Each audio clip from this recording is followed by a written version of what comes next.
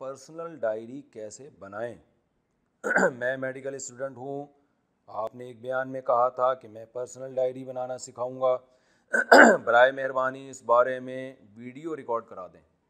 अरे ये कोई शरीयत का सवाल तो नहीं है, लेकिन आपने पूछा है तो मुख्तसर बता देता हूँ कि आप एक छोटी सी डायरी जेब में रखें।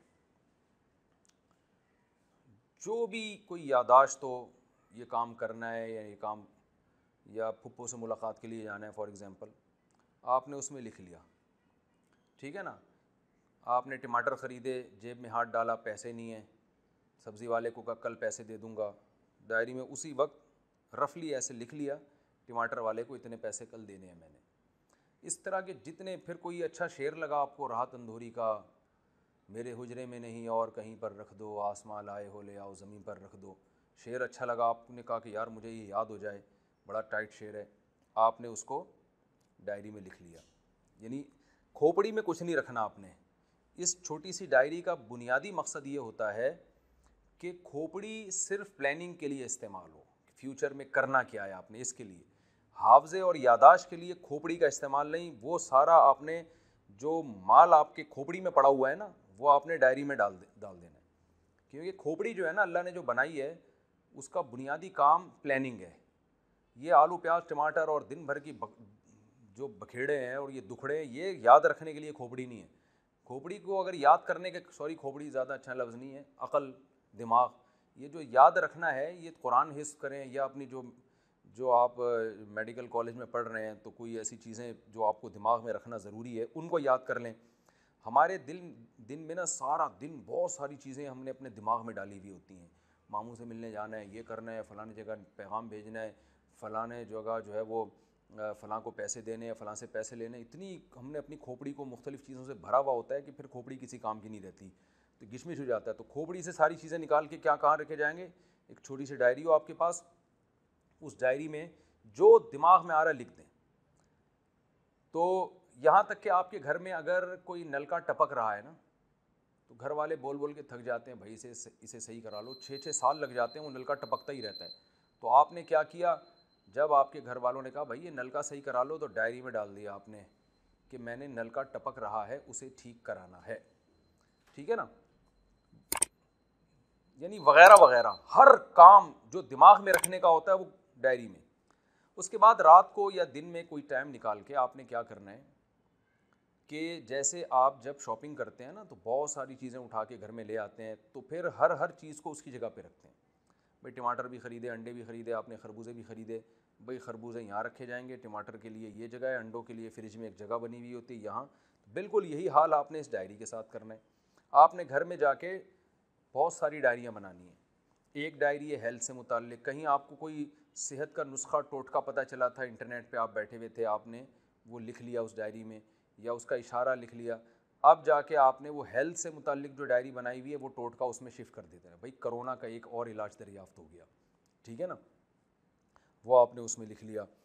शेर व शायरी के लिए, अदब के लिए अलग डायरी, राहत अंधूरी का शेर आपको अच्छा लगा था, आपने उसको एक अलग डायरी में ले जाके उसको शिफ्ट कर दिया।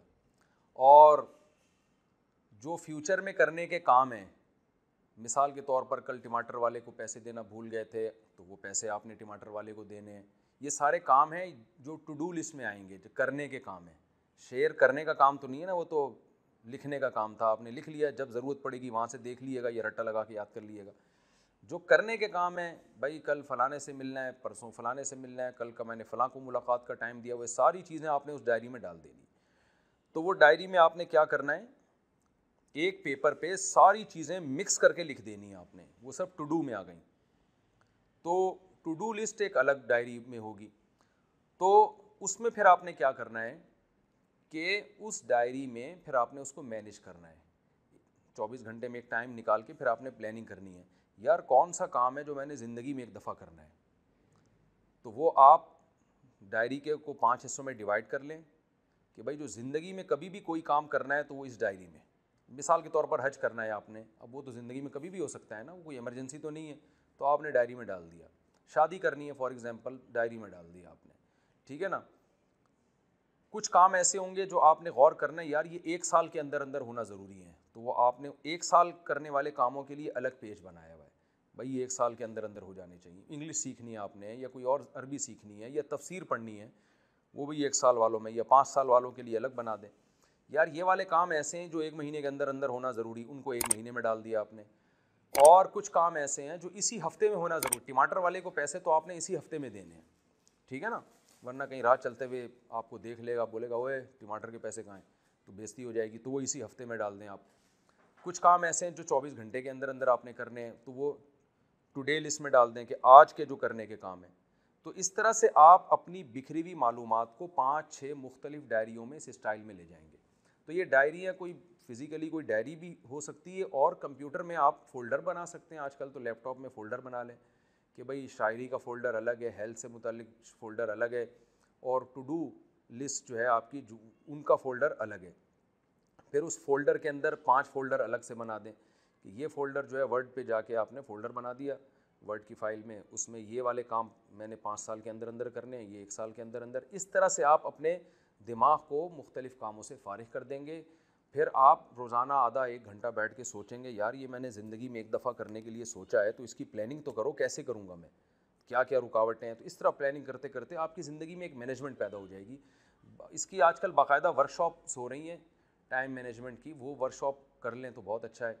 टाइम मैनेजमेंट की सबसे बेहतरीन वर्कशॉप जो मेरी मालूमात के मुताबिक कराते हैं वो टाइम लेंडर वाले हैं, एक कंपनी है, सुलेमान अहमद साहब बहुत टाइट वर्कशॉप करवाते हैं। उनकी वीडियोस भी आप देख सकते हैं इंटरनेट पे।